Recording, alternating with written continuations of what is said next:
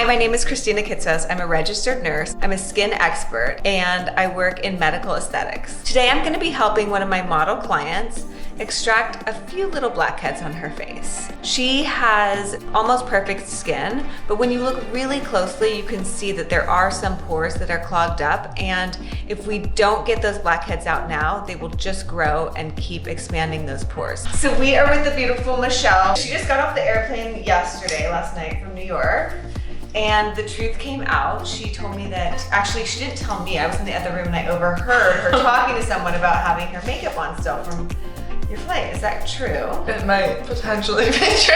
Okay, so this is what happens with a lot of people. They'll call and say, you know, they're having problems with their skin, and I always ask them if they wash their face every night, and they always say yes, and then I overhear these kind of things. So the truth comes out.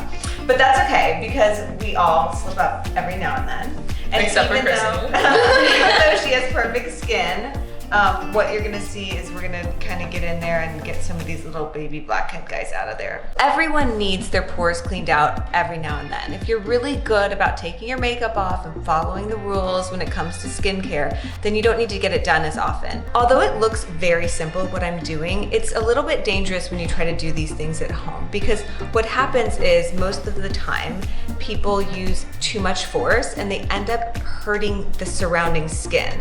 So in an effort to get those clogged pores unclogged, they create a little bit of trauma to the surrounding skin, and now your body has to not only fix whatever the problem with the clogged pore was, but now you've created more injury. And so sometimes, even though it looks really easy, it's really important not to be too overly aggressive with some of these tools and techniques, because you can cause a lot of damage.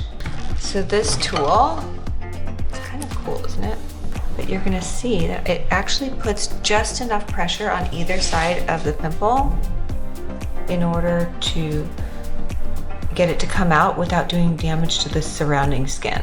So different people respond to extractions differently. When I extract a pimple, I get really red and very swollen for days. I will prevent that by taking an antihistamine beforehand. So that's a little secret tip that you can use. So get Claritin or Allegra or Zyrtec or something like that. Take it about 20 to 30 minutes before you go in. And that way you're not gonna have such a histamine reaction, and you might not get as swollen after your extractions. So if you are battling acne, I have a lot of tips, but my number one most important tip is to stop touching your face. When you stop touching your face, you stop feeding the acne, and they starve.